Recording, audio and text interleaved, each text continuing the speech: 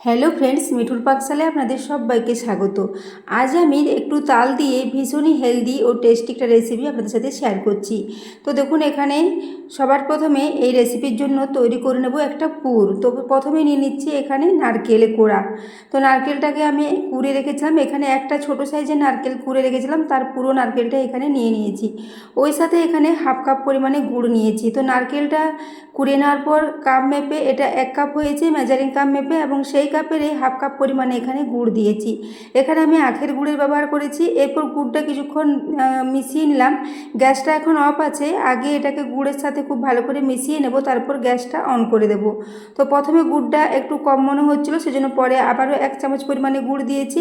এখন গ্যাসটা অন করে দিয়েছি, তারপর গুড়টা নারকেলের সাথে খুব ভালো করে মিশিয়ে নিচ্ছি। গ্যাসের ফ্লেমটা মিডিয়ামে রেখে এভাবে 4 থেকে 5 মিনিট পর্যন্ত একটু নাড়াচাড়া করে নিলে এটা খুব ভালো মতো শুকিয়ে যাবে।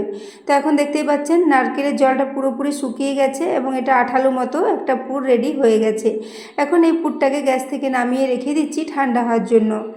এদিকে আজকের এই রেসিপির জন্য আমি কিছু কলা পাতা এভাবে ছোটো ছোটো টুকরো করে কেটে নিয়েছি। আজকের রেসিপিটা আমি কলা পাতা দিয়ে রেডি করব। এটা ভীষণই হেলদি এবং টেস্টি একটা রেসিপি।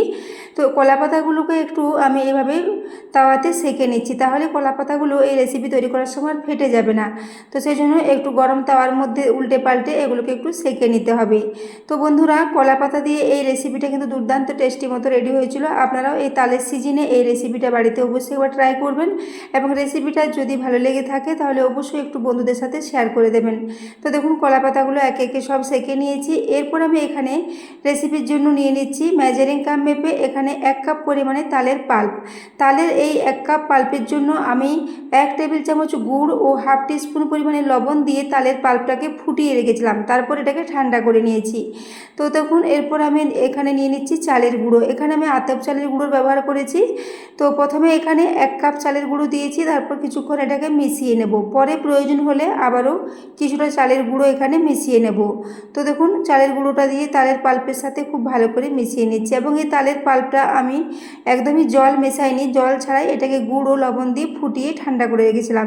এরপর দেখুন, আবারও 1 কাপ পরিমাণে চালের গুঁড়ো নিয়েছি, সেটা এখানে দিয়ে দিলাম। তো এখানে 2 কাপ পরিমাণে চালের গুঁড়ো নিয়েছি 1 কাপ তালের পাল্পের জন্য।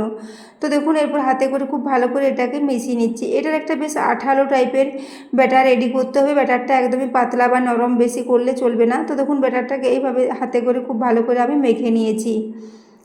এইভাবে একটা বেশ আঠালো চটচটে টাইপের ব্যাটার এখানে রেডি করতে হবে। তো দেখুন, এইভাবে একটা বেশ ঘন ব্যাটার এখানে রেডি করে নিয়েছি। তারপর এখন আমি ব্যাটারটাকে এইভাবে রেডি করে হাতটাকে ব্যাটারের থেকে একটু ছাড়িয়ে পরিষ্কার করে নিচ্ছি। তো ব্যাটারের কনসিস্টেন্সিটা দেখে বুঝতে পারছেন খুবই ঘন একটা ব্যাটার এইভাবে রেডি করতে হবে। তো এখন এই ব্যাটারটা পুরোপুরি রেডি হয়ে গেছে। এদিকে ওই যে কলা পাতাগুলো আমি সেঁকে রেখেছিলাম, সেখান থেকে কলা পাতা দুটো করে এইভাবে একটা প্লেটের মধ্যে নিয়ে নিচ্ছি। তো এইভাবে কলা পাতাটা নিয়ে এর উপরে ওই যে মিশ্রণটা রেডি করেছি, ওই মিশ্রণটা এইভাবে কিছুটা করে নিয়ে নেব। প্রায় 2 টেবিল চামচ পরিমাণে মিশ্রণ নিতে হবে। তারপর এই কলা পাতার মাঝ বরাবর এটাকে একটু খুব ভালো করে লম্বা লম্বা করে ছড়িয়ে দিতে হবে।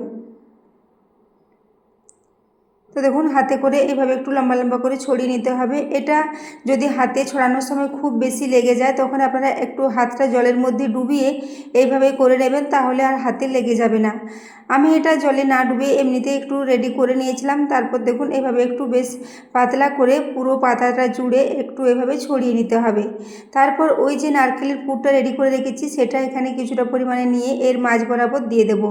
এই নারকেলের পুর দেওয়ার জন্য এর টেস্টটা ভীষণ ভালো হয়েছিল বন্ধুরা। রেসিপিটা এইভাবে আপনারা বাড়িতে অবশ্যই ট্রাই করবেন, এটা কিন্তু খেতে দুর্দান্ত হয়েছিল। তো দেখুন, এবারে প্রায় আমি 1.5 চামচ পরিমাণে এখানে নারকেলের পুরটা নিয়ে নিয়েছি। তারপর মাঝ বরাবর এখানে পুরটা দিয়ে দিচ্ছি। এই নারকেলের পুরটা দিলে এর টেস্টটা ভীষণই ভালো হবে। এখানে নারকেলের পুর ছাড়াও আপনারা খোয়া দিয়েও পুর তৈরি করে এর সাথে ব্যবহার করতে পারেন, বা ছানা দিয়েও এটা পুর দিয়ে রেডি করা যায়। আপনারা বাড়িতে ছানা থাকলে চিনি মাখিয়ে সেই ছানাটা এইভাবে পুর হিসেবে রেডি করে নিতে পারেন। তো আমি এখানে নারকেলের পুর দিয়ে তৈরি করেছিলাম। তো নারকেলের পুরটা দেখুন মাঝ বরাবর এইভাবে একটু ছড়িয়ে দিলাম। তারপর একদিক থেকে নিয়ে এসে পাতাটাকে এইভাবে ঢাকা দিয়ে দিলে এটা একটার সাথে একটা খুব ভালো মতো জয়েন্ট হয়ে যাবে। তো দেখতে পাচ্ছেন, উপর থেকে পাতাটা নিয়ে এসে হাতে চাপ দিয়ে এইভাবে একটু এটাকে বন্ধ করে দিতে হবে। তো অপরটা আবার একইভাবে করে নিচ্ছি। দেখুন, সমানভাবে পাতা দুটোকে মুড়ে এভাবে একটু হাতে চাপ দিলেই একটার সাথে একটা খুব ভালো মতো জয়েন্ট হয়ে যাবে।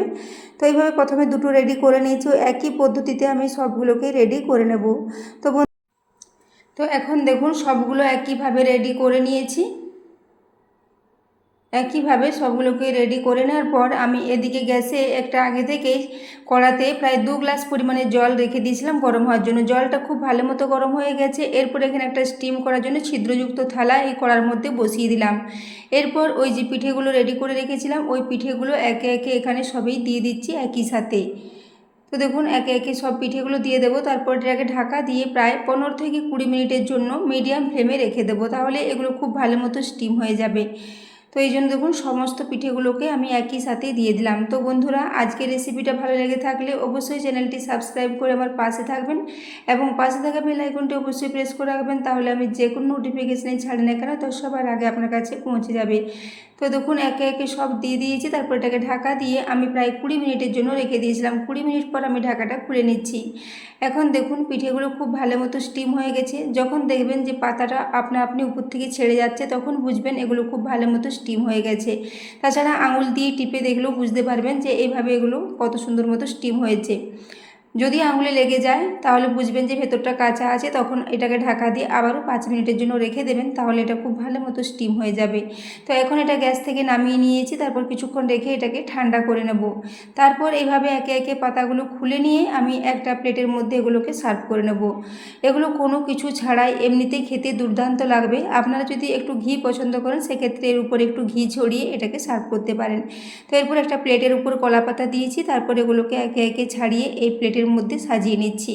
তো বন্ধুরা, আজকের রেসিপিটা যদি ভালো লেগে থাকে অবশ্যই একটা কমেন্টে জানাবেন এবং রেসিপি ভালো লেগে থাকলে একটা লাইক করতে ভুলবেন না। তো দেখুন এরপর এগুলো পাতার থেকে খুব সহজেই ছেড়ে যাচ্ছে।